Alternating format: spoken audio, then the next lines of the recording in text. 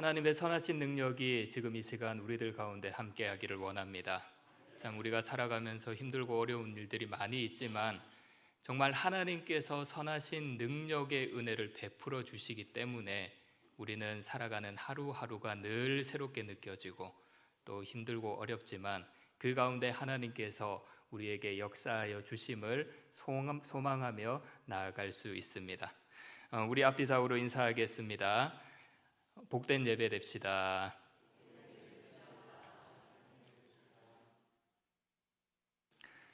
하나님의 은혜가 정말 이 시간 가득 넘치기를 원합니다. 예전에 시사기획에서 20대를 좀 취재했던 적이 있었는데요. 시사기획 창에서 청년의 모습을 방영을 했었습니다. 그 방송을 보면서 마음이 너무나도 아팠어요. 인터뷰한 장면 중에 어떤 청년이 이렇게 이야기를 했습니다. 서울에서 태어난 것 자체가 스펙이다. 서울에서 태어난 것 그 자체가 스펙이라고 하는 것입니다. 이렇게 이야기하는 것은 벌써부터 이제 선을 그어 놓았다라고 하는 거죠. 출발선이 다르다고 하는 것입니다. 사회적 계층이 또렷하게 구분이 되었다라는 것을 느낄 수 있었습니다. 그래서 그런지 그 이후에 아니면 그 전인지 정확하게 알 수는 없지만 이런 말들이 많이 돌아다녔습니다. 이생망. 무슨 뜻인지 아시나요? 이생망. 이번 생에는 망했다. 청년들이 그렇게 생각을 한다라고 하는 거예요. 그래서 그런지 드라마를 보면 한 인생을 살았던 사람이 다시 그 인생을 살아간다. 인생의 제2회를 맞이한다라는 드라마가 많이 나왔었습니다. 작년에 드라마 재밌게 보셨던 거 하나가 있죠. 재벌집 막내 아들. 그것도 인생 2회차에 대한 드라마입니다. 이번 생이 망했다. 사회 좌절, 정말 극단적으로 청년들이 생각한다라는 것을 볼 수가 있습니다. 절망적인 시대와 사회상을 조명하는 것인데요. 그들의 생각을 보고 그들의 말을 보면 정말 모든 것이 희망이 없다라고 느껴집니다. 지금 사실 우리 사회에 일어나는 일들을 보게 되면 뉴스에 나오는 그런 기사들을 보면요. 전세 사기, 얼마나 많은 사람들이 어려워하고 있습니까? 괴로워하고 있습니다. 정말 힘들게 모은 돈으로 정말 어렵게 모아서 겨우 전세에 살게 되었는데 그것을 다 사기당했다라는 것입니다. 그리고 유명 연예인이 거론되고 있죠. 주가 사기, 여러 가지 그런 안 좋은 일들이 일어나고 있습니다. 물질의 탐욕을 쫓아가는 한 사람, 한 사회의 민낯을 보여주고 있습니다. 2010년에 한겨레 21에서 영구 빈곤 보고서를 발표했다고 합니다. 거기 처음에 나오는 글을 보면 이런 글이 나오는데요. 지금은 가난해도 열심히 일하고 자식 교육을 잘 시켜 나중에는 혹은 내 자식들은 잘 살 수 있도록 하겠다. 이렇게 이야기를 한 것이 희망의 절대 빈곤이라고 이야기를 합니다. 그리고 뒤이어서 또 이런 이야기를 했습니다. 한참이 지난 뒤에 그 자리에 나중에도 혹은 내 자식들도 남처럼 잘 살기는 어려울 것 같다. 이런 이야기를 보고 절망의 상대 빈곤이라고 합니다. 정말 여러 가지 상황들을 살펴보면 절망적입니다. 어떻게 해결해야 될지 모르겠습니다. 어떻게 살아가야 될지 모르겠습니다. 무언가 인생의 준비를 하고 있는데 그것이 나중에 정말 모래성처럼 쉽게 무너져 버리진 않을지 걱정이 됩니다. 두렵습니다. 하지만 이런 절망 가운데 우리에게는 희망이 있죠. 가장 큰 희망은 선하신 능력이 되시는 주 여호와 하나님이십니다. 그리고 또 다른 희망은 그 하나님을 믿는 우리 자신입니다. 우리가 희망이라고 하는 것이죠. 어떤 생태학자가 이런 이야기를 했습니다. 지금 기후 위기 때문에 너무나도 절망적인 상황 가운데 있다라고 이야기를 하면서 지금 우리는 1억 6,500만 년 동안 살았던 공룡이 멸종하던 위기를 맞이하고 있다라고 합니다. 그런 이야기를 쭉 하면서 마지막에 이 말을 하더라고요. 하지만 우리는 이 모든 것을 이겨나갈 수 있다. 희망이 있다라고 하는 것이죠. 왜 희망이 있냐면 지금까지 어렵고 힘든 일들을 다 극복해 나아갔던 인류가 있기 때문이라고 하는 것입니다. 사람은 공룡과 다르게 지혜가 있다라고 하는 것이죠. 그리고 그리스도인들은 다른 것과 다르게 이 세상을 주관하시고 우리를 사랑하시는 하나님을 믿는 믿음이 있습니다. 그런 것 때문에 우리는 이 절망적인 상황 가운데 희망이 될 수 있다라고 하는 것입니다. 절망을 주는 위기, 사회에 너무나도 많이 있지만 그 위기는 우리 교회 안에도 있습니다. 지금 우리 한국교회 위기 중 하나를 이야기하면 뭐가 있습니까? 다음 세대죠. 다음 세대를 어떻게 할 것이냐. 청년들이 떠나갑니다. 어렸을 때 듣고 배워왔고 눈으로 보아왔던 그 신앙관과 사회에 나갔을 때 세상의 가치관들이 부딪히게 되니까 해결 방법을 찾지 못해 교회를 떠납니다. 사회의 인구 연령 분포가 고령화가 되듯이 한국교회의 많은 교회들이 점점 고령화되고 있는 상황입니다. 교회의 아이들이 조금씩 보이지 않고 있습니다. 아이들이 뛰어다니며 떠드는 소리가 점점 없어집니다. 아이들의 웃음소리가 점점 사라지고 있습니다. 청년들이 보이지 않죠. 교회에 무슨 행사나 잔치가 있으면 발벗고 뛰어나서는 그 청년들의 목소리가 들리진 않습니다. 청년들의 웃음소리, 숨소리, 그들의 열정이 교회에서 점점 보이지 않고 있습니다. 하지만 이 절망적인 상황 가운데 우리는 희망을 찾을 수 있습니다. 그 희망은 바로 여기에 앉아있는 여러분들입니다. 다음 세대에게 믿음과 신앙의 유산을 남겨줄 우리 기성세대가 절망적인 상황 가운데 유일한 희망이다라고 하는 것이죠. 하나님이 주시는 새 힘으로 나아가는 우리들, 하나님이 들어 사용하시는 우리가 신앙으로 올바로 서야 다음 세대들도 신앙으로 올바로 설 수 있습니다. 우리가 하나님을 향한 올바른 믿음을 가져야 다음 세대들에게도 올바른 믿음을 전수해 줄 수가 있습니다. 그래야 하나님 앞에 올바로 서 있던 여호수아가 가나안 땅으로 들어가기 전 이스라엘 백성들에게 너희들은 어떻게 할 것이냐? 내가 믿는 하나님 너희들은 믿을 것이냐? 아니면 강 저쪽 편에 있는 우상들을 섬길 것이냐? 자기가 가지고 있는 그 신앙을 당당하게 이야기했듯이 우리 자녀들에게도 당당하게 소리 외쳐 우리의 신앙을 본받고 우리의 신앙의 유산을 받으라라고 외칠 수가 있습니다. 그렇다면 교회의 희망인 우리가 올바른 믿음을 가지기 위해서는 어떻게 해야 될까요? 올바른 신앙을 가지기 위해서는 우리가 어떻게 해야 할까요?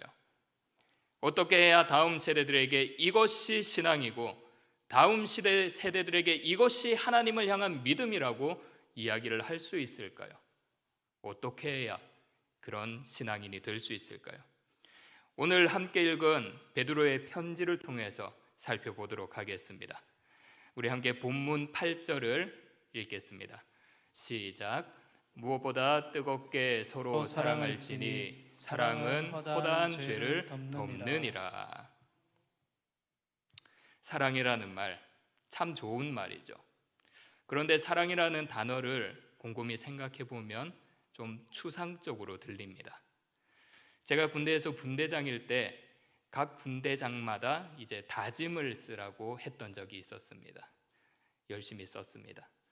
이제 다 보여주었는데요. 다른 분대장들은 굉장히 직관적이었습니다. 하면 된다. 하면 된다. 시키는 대로 하자. 시키는 대로 하자. 아무 말 하지 말자. 그냥 열심히 하자. 거의 다 이런 다짐의 말을 썼습니다. 근데 저는 다른 말을 썼습니다. 제대할 때 그거를 제가 봤는데요. 손이 오그라들었습니다. 저는 이렇게 썼습니다. 사랑으로 세상을 바라보자. 나름대로 좋은 표현이라고 했는데, 그리고 좀 용서해주고 이해해주자라는 마음으로 이렇게 썼는데, 다시 한번 보니까 많이 추상적이더라고요. 어떻게 사랑으로 세상을 볼까? 사랑으로 세상을 보는 것이 무엇일까? 굉장히 추상적이었습니다. 사랑이라는 것은 너무 많은 것을 내포하고 있기 때문에 이렇게 추상적입니다. 그런데 오늘 본문의 베드로가 소아시아 지역에 있는 그리스도인들에게 서로 사랑하자라고 이야기를 했죠. 도대체 어떻게 해야 사랑하는 것입니까? 우리 교회에서 사랑합니다 인사를 많이 하죠. 저도 설교할 때나 우리 함께 인사합시다라고 할 때 주님의 이름으로 사랑합니다라는 인사를 자주 합니다. 사랑합니다. 도대체 무엇일까요? 그냥 마음의 표현인가요? 아마 믿지 않는 사람들이 우리가 하는 이런 사랑합니다라는 인사를 보았을 때 어떻게 생각할까요? 왜 저 사람이 나를 사랑한다고 하지? 이렇게 생각하지 않을까요? 뭐지 저 사람은? 이상하게 볼 수도 있습니다. 우리가 사랑한다라고 할 때. 하지만 베드로는 오늘 이 말씀에서 성도의 사랑이 무엇인지 조금 더 구체적으로 이야기를 하고 있습니다. 8절 후반절을 보시면요. 사랑은 허다한 죄를 덮느니라. 사랑은 뭘 한다라고 하죠? 허다한 죄를 덮어버린다라고 하는 거예요. 덮어버린다. 이 부분에 대해서 각 주석마다 좀 해석의 차이가 있습니다. 그런데 이렇게 보는 게 가장 좋을 듯합니다. 사랑을 하고 있는 주최자의 죄가 가려지는 것이 아니라 사랑을 받고 있는 객체자의 죄가 가려지는 것이다. 그러니까 내가 사랑한다라고 말을 했을 때 어떤 주석에서는 사랑한다라고 말하는 사람의 죄가 덮어진다라고 이야기를 하는데, 그것보다 사랑한다라고 말을 듣는 그 상대방의 죄가 덮어진다라고 보면 된다라고 합니다. 우리를 사랑하신 삼위일체 하나님께서 하신 역사를 보면 조금 더 쉽게 이해할 수 있습니다. 하나님께서는 죄인인 우리를 사랑하셨죠. 그래서 누구를 이 땅에 보내셨나요? 누구를 보내셨죠? 예수 그리스도를 이 땅에 보내주셨습니다. 예수 그리스도가 이 땅에서 무엇을 했습니까? 기억 안 나십니까? 예수 그리스도가 이 땅에서 무엇을 했죠? 고난을 당하시고 십자가에 달려 돌아가셨습니다. 그리고 그 이후에 어떻게 되셨습니까? 3일 만에 다시 살아나셨습니다. 우리를 사랑하셔서 예수 그리스도를 그렇게 보내셔서 그 예수 그리스도를 믿는 사람들의 모든 죄가 어떻게 된다 했죠? 용서함을 받습니다. 그래서 그 사람은 구원을 얻게 되는 것이죠. 사랑한다라는 것이 구체적으로 이것을 이야기하는 것입니다. 상대방의 죄를 용서하고 상대방의 죄를 허용하고 상대방을 이해해 준다라고 하는 것입니다. 마지막 시대의 희망인 우리도 상대방을 향한 이런 사랑이 넘쳐야 합니다. 서로 용납하고 이해하고 서로 돕고, 물론 서로 사랑하는 것, 나를 험담했던 사람을 이해하는 것 참 힘듭니다. 도저히 받아들일 수 없습니다. 우리 마음에 거부 반응이 일어나죠. 내가 어떻게 저 사람을 사랑할 수 있어? 저 사람이 나한테 한 일이 어떤 일인데, 저 사람이 했던 행동이, 저 사람이 나한테 무슨 말을 했는데 내가 어떻게 저 사람을 용서할 수 있어? 내가 어떻게 저 사람을 이해하고 내가 어떻게 저 사람을 사랑할 수 있어? 우리는 사랑하지 못할 때가 많이 있습니다. 하지만 베드로는 오늘 이 말씀을 통해서 그리스도인들, 믿음의 유산을 남겨줄 이 시대의 희망인 그리스도인들은 사랑해야 된다라고 합니다. 다음 세대의 믿음의 유산을 남겨줄 희망인 여러분들, 베드로의 말씀을 기억하시기를 바랍니다. 주님께서 우리를 사랑하셨듯이 여러분들도 주위의 동력자들을 사랑하시기를 바랍니다. 주님께서 우리의 마음, 우리를 사랑하는 마음으로 우리의 죄를 용서해 주셨듯이 주위에 있는 많은 사람들의 잘못을 이해하고 용서해 주시기를 바랍니다. 이렇게 사랑할 때 어떤 일이 일어날까요?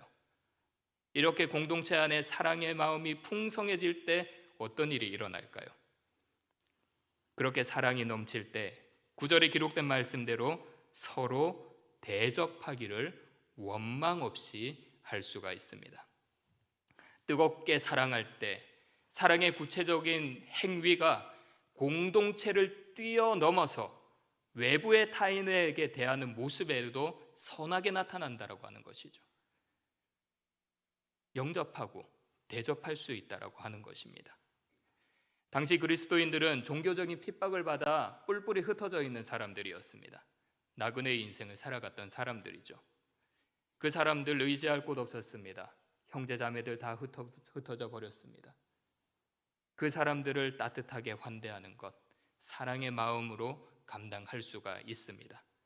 우리 공동체에 서로 힘써 사랑하는 그런 귀한 일들이 일어나기를 바랍니다. 그 사랑의 구체적 행위, 공동체를 뛰어넘어 지역사회에 나타내기를 원합니다. 그래서 이 지역사회에 하나님의 영광을 나타내는 귀한 복된 교회가 되기를 주님의 이름으로 축복합니다.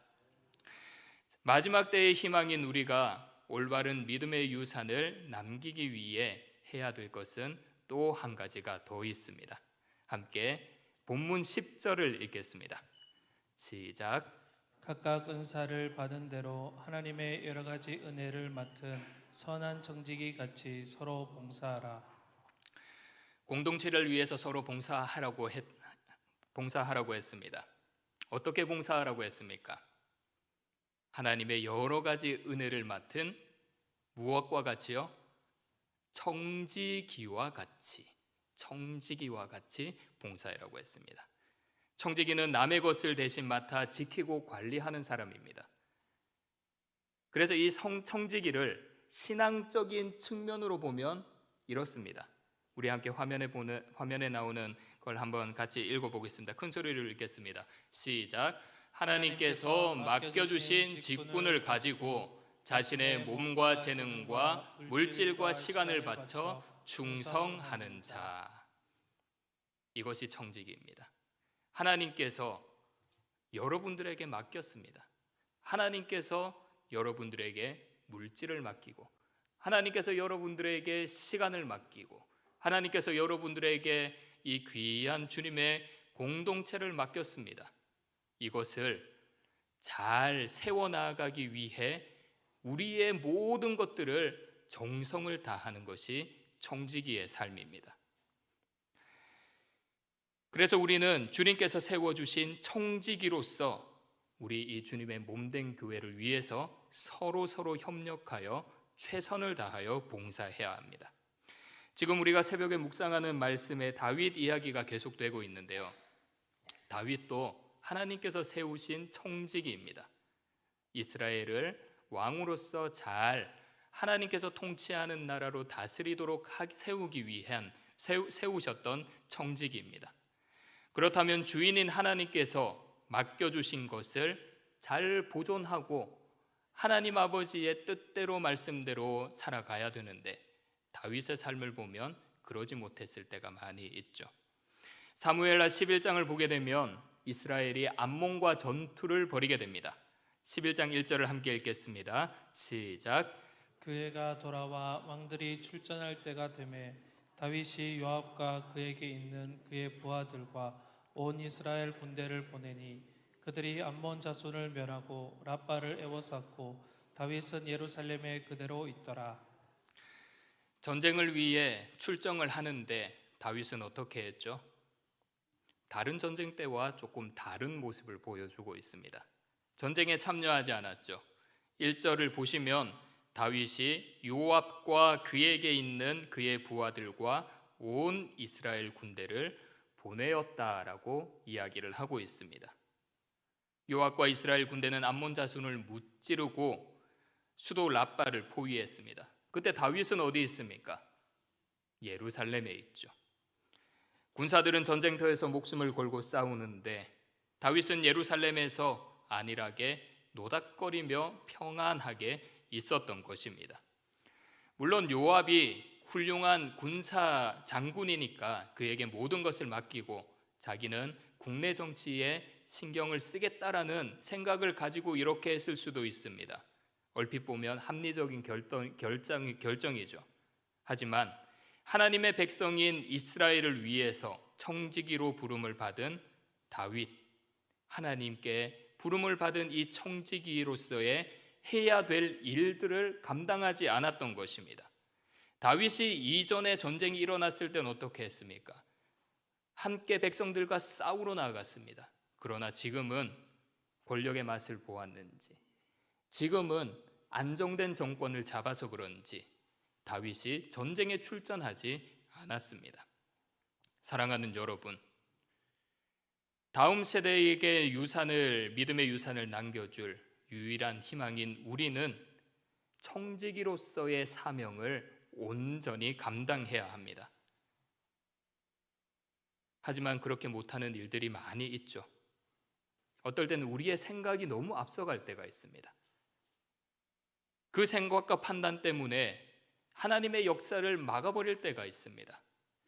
하나님께서 우리 교회를 위해, 우리 자녀들을 위해 이루어 가실 일들, 그 모든 일들을 우리의 생각과 판단 때문에 모두 막혀버릴 때가 있습니다.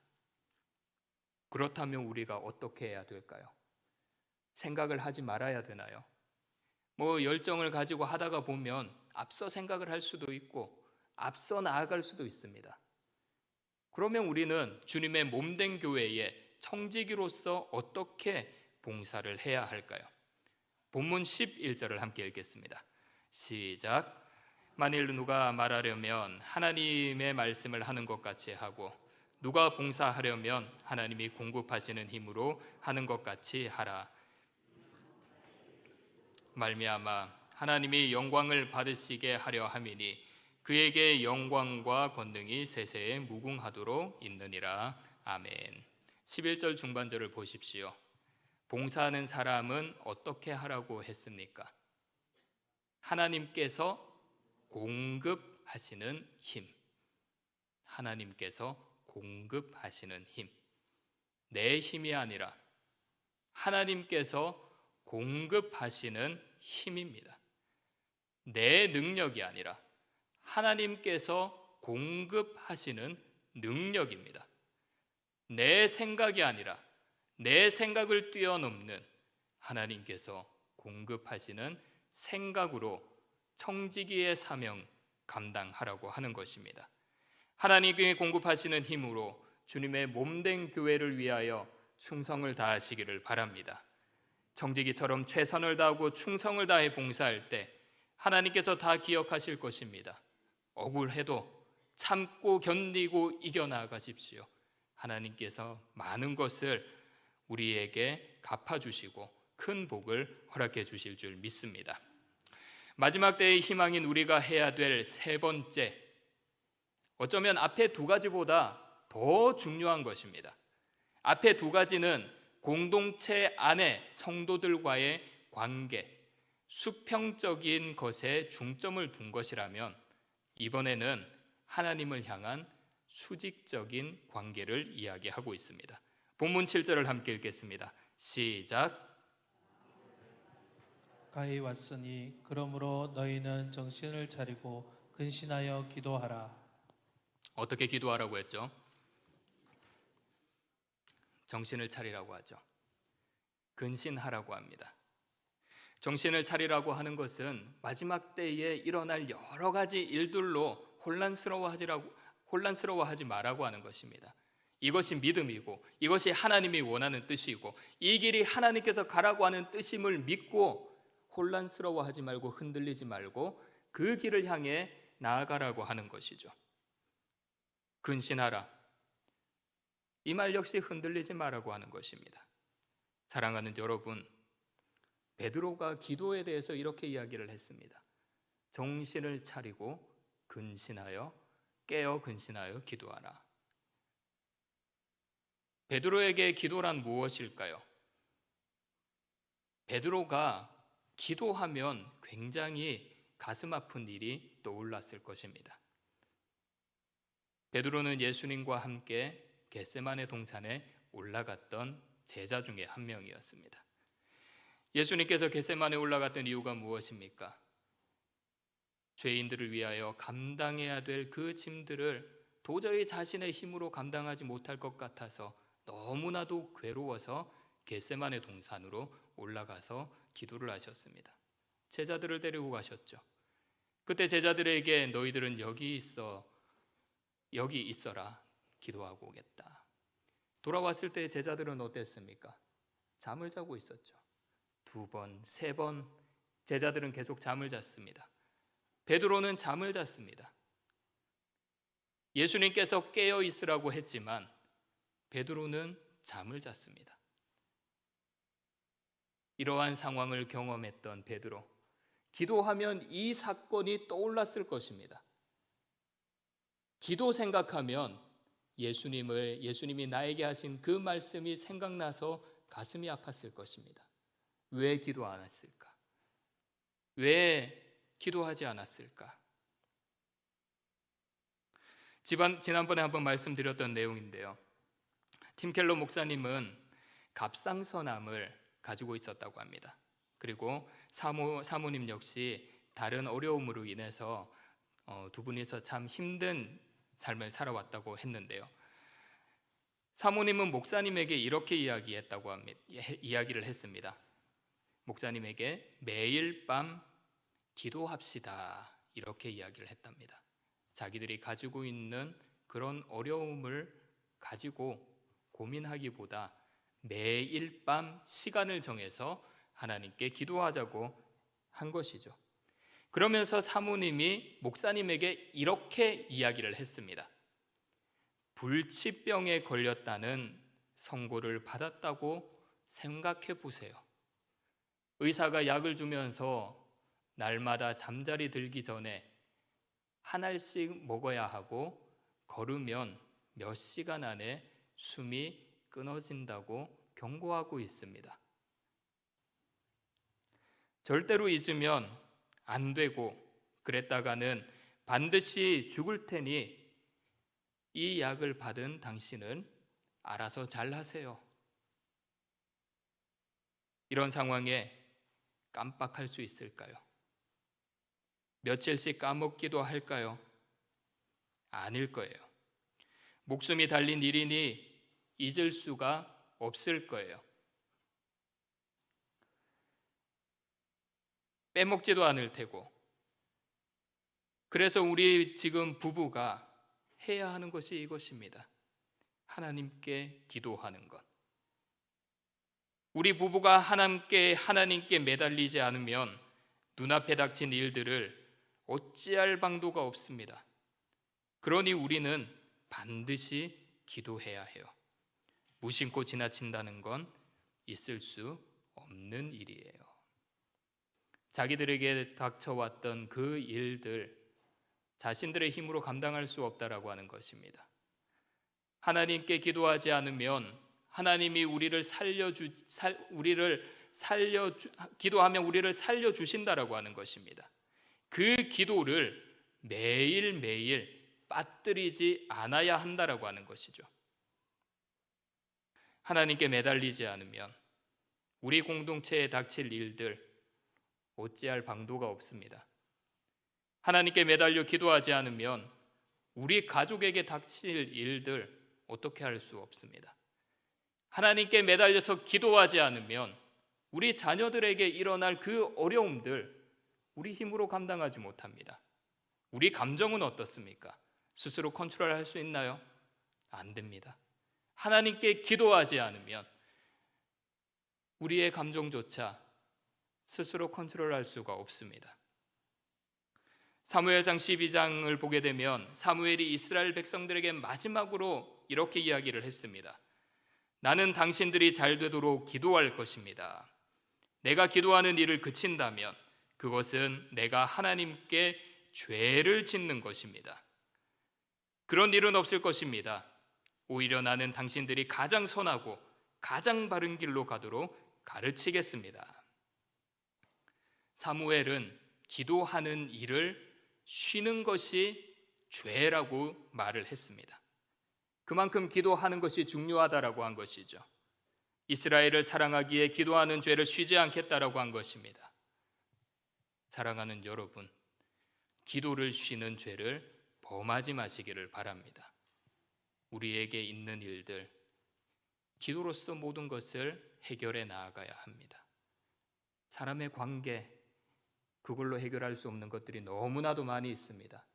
놀랍게 역사하시는 하나님께 간절히 기도했을 때 우리가 상상하지 못한 방법으로 하나님께서는 모든 것을 풀어나가십니다. 그래서 항상 기도하며 나아가는 우리 귀한 분들이 되시기를 축복합니다. 오늘 이 말씀을 깊이 생각하시기를 바랍니다. 이번 한 주간 살아가면서 하나님의 말씀을 묵상하며 서로 사랑하며 서로 용서하며 이해하고 주님의 몸된 교회를 위해 헌신하시기를 바랍니다. 그렇게 헌신하며 나아갈 때 마지막 때의 희망인 우리의 모습을 우리 다음 세대들이 보고 믿음의 유산으로 받아들일 것입니다. 이런 귀한 모습을 가지고 우리의 믿음의 유산을 잘 남겨서 우리 다음 세대의 아이들도 하나님의 영광을 올려드리며 하나님께서 기뻐하시는 자녀가 될 수 있기를 축복합니다. 기도하겠습니다. 하나님 감사합니다. 저희들을 사랑하여 주셔서 오늘도 하나님의 말씀 가운데 거할 수 있도록 저희를 붙잡아 주신 것 감사를 드립니다. 하나님, 세상을 바라보았을 때 너무나도 절망적인 일들이 많이 있습니다. 저희들이 해결할 수 없는 일들도 너무나도 많이 있습니다. 어떻게 해야 될지 몰라 마음이 아플 때가 있습니다. 괴롭습니다. 하나님 아버지, 그러나 이때 우리가 이 시대의 희망임을 믿습니다. 하나님께서 우리를 희망으로 세워주셨음을 믿습니다. 하나님 아버지, 마지막 때의 희망인 우리가 주님의 말씀을 기억하며 오늘 이 말씀을 기억하고 나아갈 수 있도록 역사하여 주시옵소서. 서로 사랑할 수 있도록 하여 주옵소서. 서로 용납할 수 있도록 하여 주옵소서. 서로 이해할 수 있도록 하여 주시옵소서. 하나님 아버지, 주님의 몸된 교회를 위하여 헌신할 수 있도록 하여 주시옵소서. 주님께서 우리들에게 많은 것을 맡겨주셨음을 믿고 주님께서 우리들에게 많은 것을 허락하여 주셨음을 믿고 그러한 믿음으로 우리에게 허락하신 것을 가지고 주님의 몸된 교회를 위하여 충성을 다할 수 있도록 우리 한 사람 한 사람에게 은혜를 베풀어 주시옵소서.